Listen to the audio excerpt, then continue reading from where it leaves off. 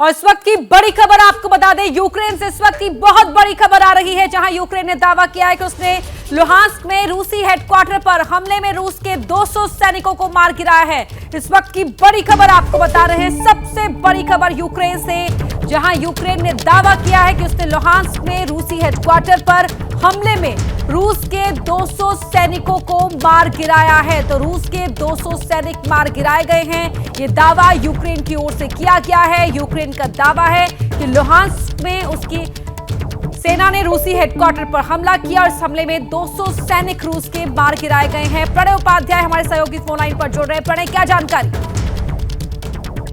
देखिए अपर्णा, ये लुहांस्क के जो गवर्नर हैं सेरेदी हाइडी, उनकी तरफ से दावा किया गया है जिसमें कहा गया है कि यूक्रेन की कार्रवाई के अंदर जो दोनेत्स्क ओब्लास्ट है, ये दोनेत्स्क का जो इलाका है, क्योंकि इस समय एक ऐसा इलाका है जहां अलगाववाद के कारण यूक्रेन से अलग हुआ, उसने स्वतंत्रता की घोषणा की और इसके कारण ये पूरा झगड़ा शुरू हुआ था। उस पर यूक्रेनी सेना की कार्रवाई के अंदर करीब 200 पैराट्रूपर्स रूसी फौज के मारे गए हैं, ये दावा किया गया है लुहांस्क के गवर्नर की तरफ से।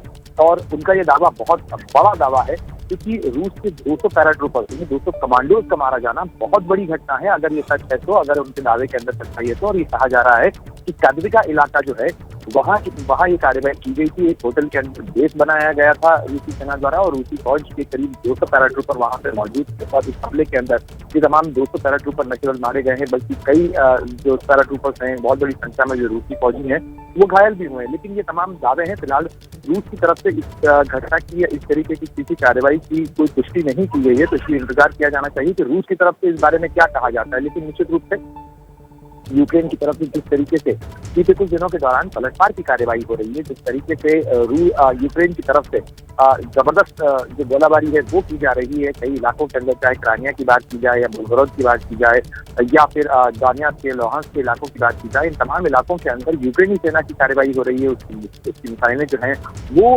रूसी ठिकानों को निशाना बनाने की कोशिश कर रही है। तो ऐसे में ये निश्चित रूप से बड़ी घटना है। ये एस्केलेटरी मैट्रिक्स पर कहा जा सकता है कि इससे ऐसा लगता है कि जंग का पारा और बढ़ रहा है बजाय थमने के।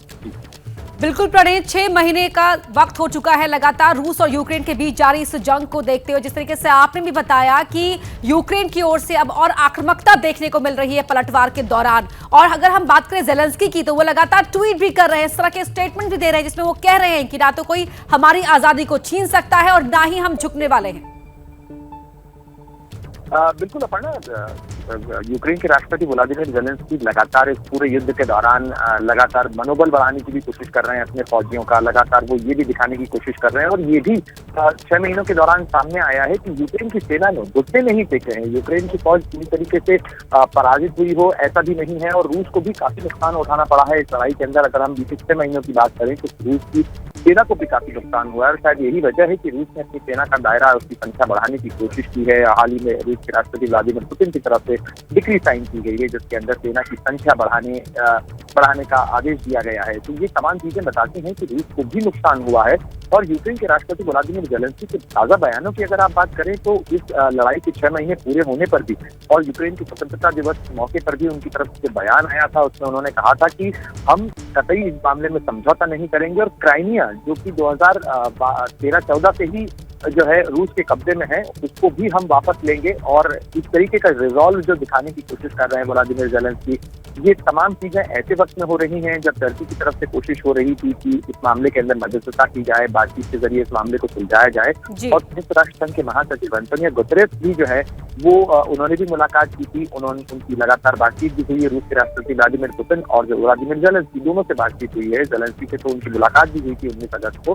तो ऐसे में जो एक तरफ कोशिशें चल रही है कि इस लड़ाई को खत्म करवाया जाए, किसी तरीके से समाधान का रास्ता निकाला जाए, दूसरी तरफ यूक्रेन लगातार पलटवार तेज और तीखा करता चला जा रहा है। तो ऐसे में इस बात की आशंकाएं भी बढ़ गई हैं कि हो सकता है कि रूस की तरफ से भी इसमें जवाबी कार्रवाई और तेज देखने को मिले। जी प्रणय, बहुत शुक्रिया आपका इस पूरी जानकारी के लिए।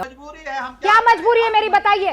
मैं अभी आपको बताती हूँ कि मैंने ओए होए होए होए, नमकीन के चटकारे लेते हुए टकटकी मार के डिबेट शो को पॉज रिपीट कर करके देख रहे हैं जोगिंदर जी। इनकी तरह आप भी देखें अपनी फेवरेट डिबेट्स को रिपीट कर और डाउनलोड कीजिए एबीपी लाइव ऐप अपने स्मार्ट टीवी पर।